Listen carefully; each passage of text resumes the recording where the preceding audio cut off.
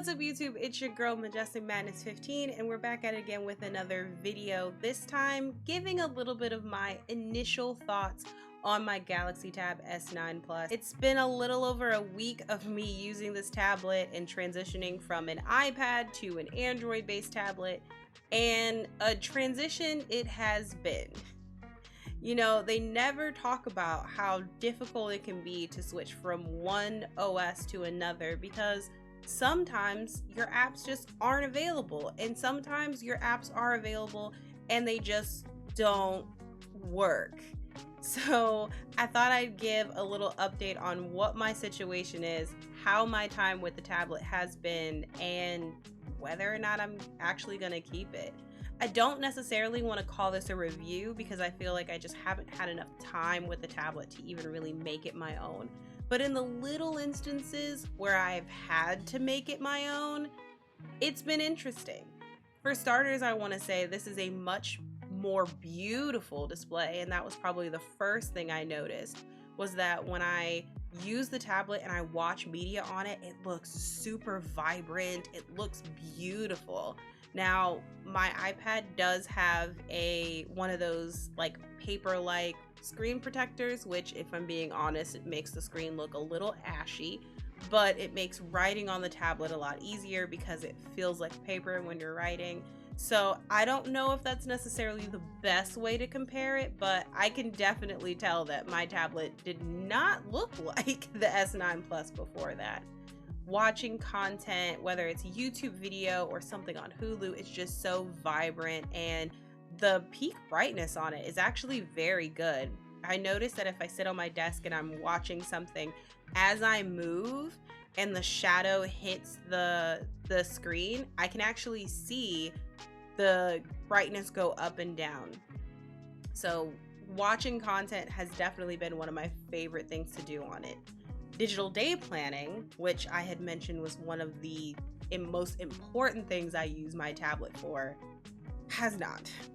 I was using an app called GoodNotes on my iPad. I was super excited to find out that they were integrating it over into Android and also Windows.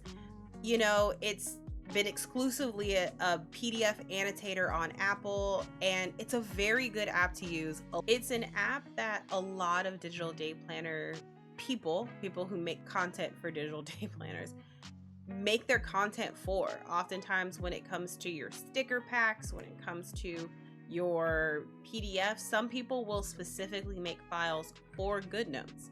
So I thought that switching to GoodNotes on Android would be a good thing. You know, Samsung has a partnership with GoodNotes where you don't even have to pay for the first year of GoodNotes, which RIP the times where you didn't have to subscribe to apps. I initially bought GoodNotes on my iPad and it was a one-time buy. I kept it forever, and now with the new way and the new wave of GoodNotes, you do have to pay a subscription fee. Samsung is nice enough to give you a year for free, and down the line they're actually supposed to have backup support with iOS so that you can not only back up your information into the GoodNotes cloud, but you can also integrate across OSs. That is currently not available, but neither is GoodNotes. I mean, the app is terrible. It is terrible. The load time is terrible. Links don't want to work that you have to click on to go through your day planners. I have not had a good experience using GoodNotes, and that was probably the first just letdown that I had. I can't even blame the tablet for it. I blame the people who are working on the app, because they're pushing out this app and they're making this partnership, and this app is not done. It is a day and night experience going from the GoodNotes on my iPad to the GoodNotes on Android. At moments, it was almost unusable. The GoodNotes that's in the Google Play Store is different than the GoodNotes that's in the Galaxy Store, so I kept trying to flip back and forth to see which one was actually going to work better, and it turns out neither of them were going to work better.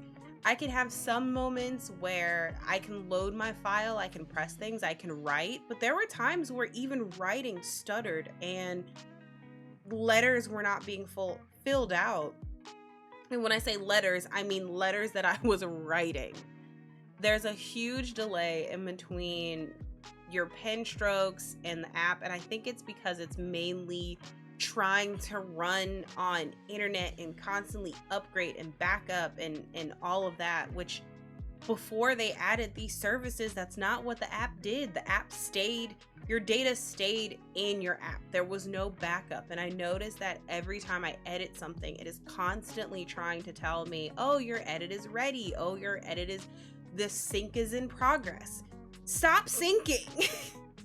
I feel like the app would work significantly better if you don't sync, but at the same time, the offline option hasn't been working that well either. So I'm not sure. I just know that it was a major letdown. I backed up everything into iCloud Drive, all of my files, all of my stickers, everything. And I think putting all of that into GoodNotes at once, first of all, was a terrible idea. I don't think it could handle how many PDFs I was trying to put in. So I eventually went through and deleted a bunch of it. And that kind of helped, but still not really. I might get a good couple of minutes of the app working and then it doesn't want to work. And I need to be able to flip through my day planner. I need to be able to add information. I need to be able to add things to my to-do list and add things to my calendar. And it was just incredibly frustrating. So after that terrible experience, I went hunting, I was Googling, and I was going through the Play Store. I eventually settled on Penly, which I have been very happy with. It's a day and night experience. It actually, I feel like it runs the way GoodNotes is supposed to run. It is a paid app. I think it was about $5.49 or $5.99 in the Play Store. And I will say one thing I learned from this experience is that you can return apps in the Play Store. If you buy something and you don't like it, or you didn't mean to buy it, you have a good 48 hours to return it. So that made it a little easier to try out different apps to see what was gonna work for me. It's a little bit of a learning curve. It doesn't work exactly like GoodNotes, but I was able to take all of my old stickers and upload them as individual PNGs because again, I had GoodNote files. Shout out to all the people who understand that not every person who digital day plans uses GoodNotes, and for making both a GoodNotes file and individual PNGs for your stickers. I like to use the stickers. I like to make my calendar look a little pretty and decorated. I like to give it a little bit of an aesthetic. So it was super helpful finding a way to actually get all of that in there. Once I figured out how to have my stickers, how to update my PDF of my digital day planner, I was set. And I've had no problems with Penly ever since. So that has been my day planner of choice. That was my first obstacle that I overcame. And once I did, I was a lot more content with sticking with this tablet. Now, the other thing that has been a little bit difficult is the Wi-Fi. I do want to say that I think this is an isolated issue because I have not had this issue in any other instances that I've been using the Wi-Fi. But upon having an issue with the Wi-Fi, I looked into it and it did look like some people were saying that they had issues with the Wi-Fi constantly disconnecting when they were connected to Wi-Fi 6. So of course I start freaking out because I'm like, is this going to be my problem? Is this a situational problem or is this going to be a tablet problem? Because of course this whole time I'm assessing whether or not I'm going to make this switch. It's hard sometimes, guys. It's hard to break habits, even though it's going to be better for you. So when I'm at work, that is when the Wi-Fi gets a little spotty. It connects and it'll disconnect for whatever reason. I don't know why. I've tried 2 different cases, but for whatever reason, when I take the case off, it seems to automatically reconnect to the Wi-Fi. And then when I put the case back on, it stays. Logically, I feel like that means, oh, take the case off when you're at work. That doesn't work. I just think it's correlation, not causation. But sometimes when I'm at work, the Wi-Fi will drop out. If I just stick the tablet out of the case for a couple minutes, it'll reconnect and then I just put it back and I'm fine. I don't have any issues at home. I've also taken it to my parents' house and I haven't had any issues. And when I'm home, I'm continuously using it, watching content. So I would know if the Wi-Fi was dropping. Same when I was at my parents' house. So it does seem like an isolated work issue. Sometimes even our work computers don't seem to want to work too well. But, you know, it's not necessarily what you want to deal with when you're testing a tablet to see if it's going to work for you. But after testing it in other environments and kind of making sure like this is an isolated work problem, I was a little more calm about it.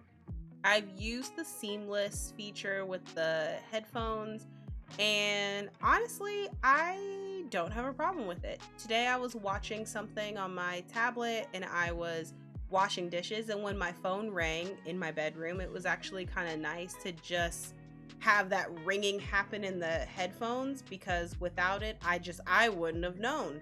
I would have had no idea. Surprisingly enough, even though I have it set that the tablet should get phone calls, it did not ring. I just now realized it. It kept playing the video. But that was kind of a useful feature. There have been times where I felt like little sounds were pausing whatever I was watching on the tablet, and I didn't necessarily enjoy that. And I think it was just the phone being too close to the tablet. I'm gonna have to keep testing it to see. But upon initial use, I really like the integration of the tablet. I can see that every time I copy something, it copies over, or it says like this is, you know, copied and in your clipboard if you want to use it on your tablet. The S Pen has been great. I haven't used many of the air gestures, but I have used an Ultra phone for a while, so I understand a lot of the gestures. I'm really excited to get more into this tablet now that I'm kind of out of that initial time of, am I gonna keep it or am I gonna get rid of it? Because that was a big thing that I was trying to figure out for these last 2 weeks. Do I really want to give up my iPad? Do I really want to leave the ecosystem? Is it going to be feasible for me? Meaning, am I going to be able to do the things that I'm so used to doing? And the answer is yes. And then some, because I forgot to mention that you can play Game Pass games directly in the Game Pass app on this tablet, which I was super surprised at. I had never tried to play Game Pass on my iPad. I don't know why, I just hadn't tried it. But when I did, it was funny to realize that the iPad, when you open the Game Pass app, it just allows you to install games on your Xbox, whereas if you're using the Game Pass app on an Android tablet, you can play the games right then and there. I'm pretty positive you have to go to a Game Pass website to cloud stream. I remember that on my iPhone when I had an iPhone. But like I said, just straight from the app, you can play it right then and there. I've played a little bit of Octopath Traveler. I've played both with the screen and with a controller, and it works so well. It's so beautiful. It was made for that screen. So I'm excited to get a little more gaming in. I'm excited to have another way of gaming when I'm away from home. As long as you have strong internet, which I already do that on my phone with my Kishi, like, you can play anywhere as long as it's Game Pass. Yeah, I think now that I'm kind of outside of that initial period of, can I do everything that I need to do? Is this going to work for me in the long run? I'm actually happy with it. I'm ready to customize it. I'm ready to make it my own. I will be sending my iPad back, and I will be fully transitioning over to a Galaxy Tab S9, and I'll do a further review a few weeks down the line as I kind of figure out how to make it more my own. But if you're excited for that review, if you're excited that I decided to make the switch, please leave me a like or a comment down below. I really appreciate you guys watching these videos and giving me your feedback, letting me know what you think and your thoughts even on this technology. So I'm gonna go enjoy my new tablet and probably play a little more Octopath Traveler too. And I'll catch you guys at the next video.